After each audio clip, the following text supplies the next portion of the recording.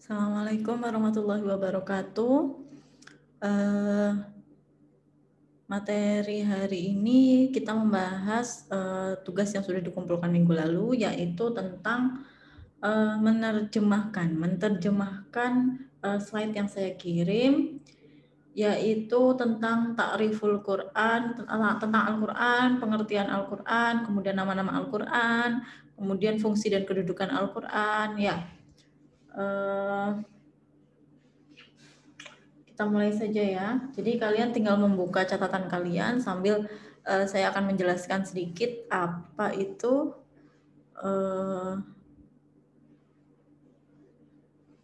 materinya gitu ya. Oke, saya buka slide-nya dulu.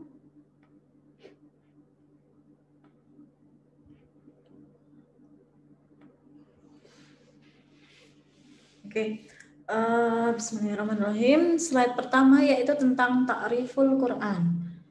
Ta'rif Quran itu berarti tentang pengertian Al-Quran. Oke. Nah, di situ kalau kalian lihat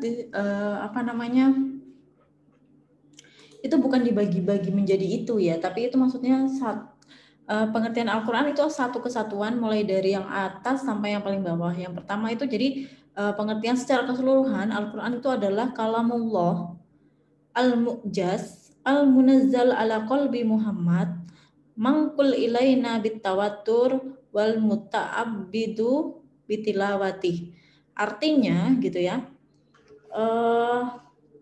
apa yang dimaksud dengan Al-Quran? Al-Quran itu adalah kalamullah. Jadi Al-Quran itu adalah perkataan dari Allah, firman Allah, bukan perkataan manusia, bukan ciptaan manusia.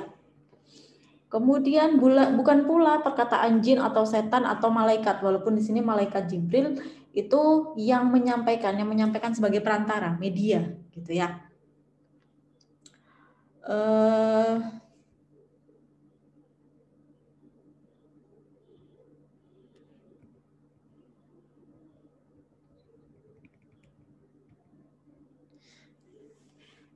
Kemudian bukan juga hasil pemikiran manusia. Jadi ini memang asli kalamullah.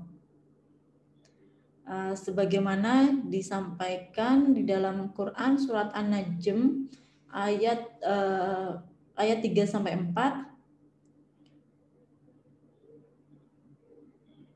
In huwal wahya. Sebentar.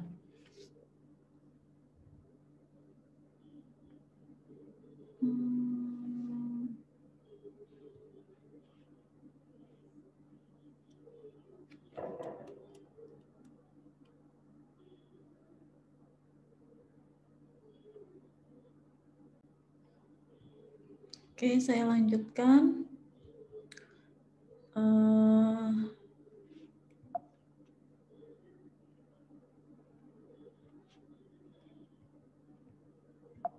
Jadi ini yang pertama. Al-Quran itu adalah kalamullah, yaitu perkataan langsung dari Allah yang walaupun disampaikan kepada kita melalui malaikat Jibril, kadang melalui mimpinya Rasulullah gitu ya sampai kepada kita. Tapi itu bukan dari asal muasal sumbernya itu adalah dari Allah. Kita harus meyakini itu.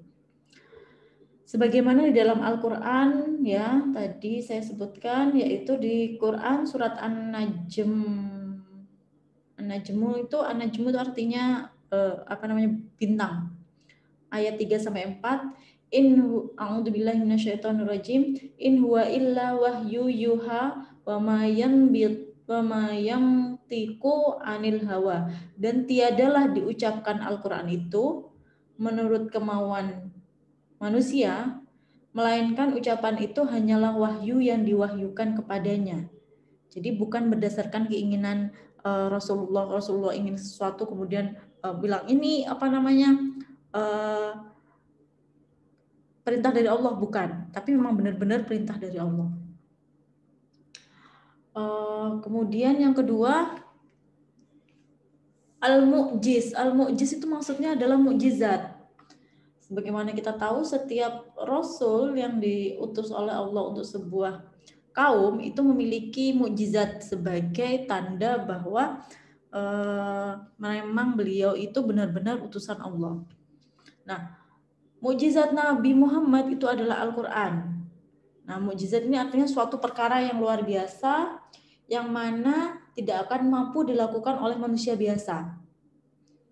Kemudian Al-Quran ini adalah mukjizat terbesar Nabi Muhammad SAW. Mukjizatnya itu terletak di mana? Mukjizatnya itu terletak di keindahan Al-Qur'annya gitu ya. Jadi kata-katanya itu dipilih benar-benar sampai para ahli para ahli bahasa Arab sendiri itu mengakui bahwa tata bahasa Al-Qur'an itu sangat indah. Kemudian pemilihan katanya sangat indah, diksi ya, kalau kalian bicara diksi, diksinya itu sangat indah. Kemudian keindahan susunan dan gaya bahasanya yang tidak ada tandingannya. Karena gaya bahasa yang demikian ini ya yang menyebabkan Umar bin Khattab itu masuk Islam ketika mendengar adiknya mengaji Al-Qur'an, gitu ya. Padahal sebelumnya sebelum mendengar adiknya mengaji ini, Umar bin Khattab itu salah satu orang yang membenci Islam. Tapi begitu dia tahu sendiri ternyata Al-Qur'an ini sangat indah, bahkan sampai menggetarkan hatinya si Umar bin Khattab. Kemudian yang ketiga yaitu munazzal ala qalbi Muhammad, yang diturunkan kepada qalbi Muhammad. Maksudnya kita garis bawahi beberapa hal. Yang pertama, Al-Qur'an ini yang diturunkan kepada Nabi Muhammad. Memang ada kalam-kalam Allah yang diturunkan ke selain Nabi Muhammad, yaitu ada Nabi Nabi Musa dengan Zaburnya ya, kemudian dengan Tauratnya, kemudian Nabi Daud dengan Zaburnya gitu ya, kemudian Nabi Isa dengan Injilnya. Itu adalah kalam-kalam Allah, tapi yang bukan diturunkan kepada Nabi Muhammad. Yang khusus diturunkan kepada Nabi Muhammad ini adalah Al-Qur'an, gitu ya. Kemudian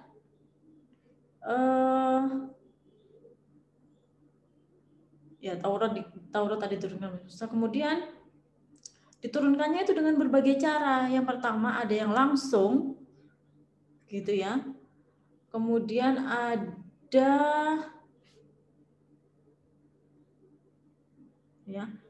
ada yang berupa mimpi ketika Nabi Muhammad itu tidur. Kadang wahyu itu disampaikan malaikat Jibril dengan menyerupai sabda sebagai bentuk laki-laki, manusia laki-laki, kemudian menyampaikan melalui mimpinya Nabi Muhammad. Yang kedua, kadang itu malaikat Jibril itu menampakkan dirinya begitu ya, kemudian menyampaikan firman Allah. Kemudian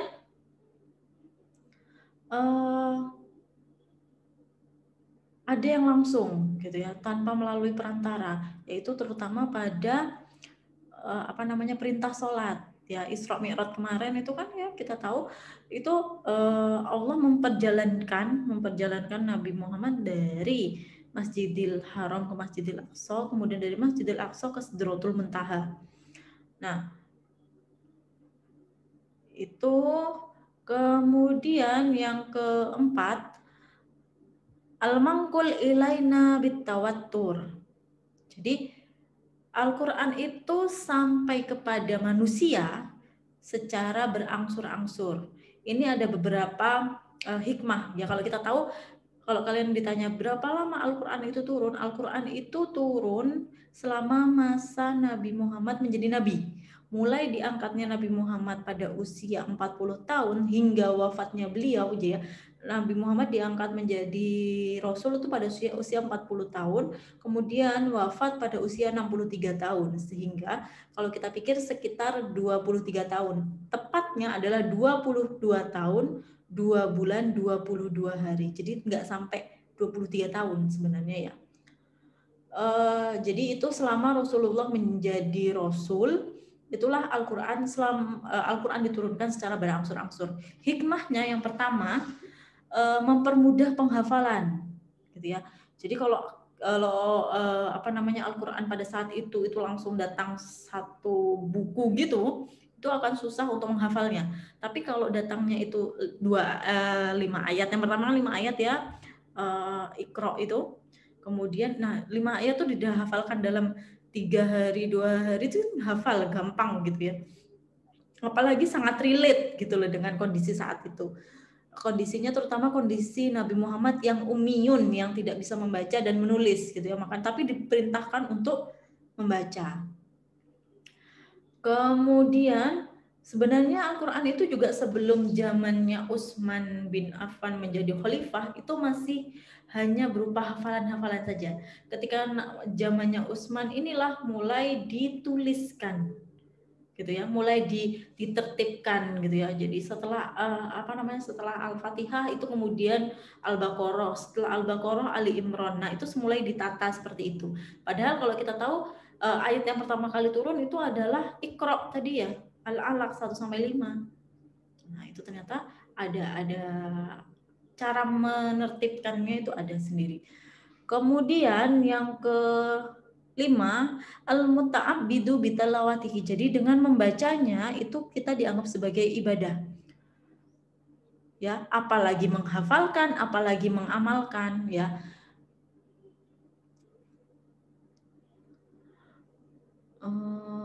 Jadi Al-Qur'an itu apa? Al-Qur'an itu adalah firman Allah yang merupakan mukjizat bagi Nabi Muhammad yang diturunkan khusus pada Nabi Muhammad, yang diturunkan secara berangsur-angsur, yang mana membacanya adalah ibadah. Itu adalah pengertian dari Al-Quran. Oke.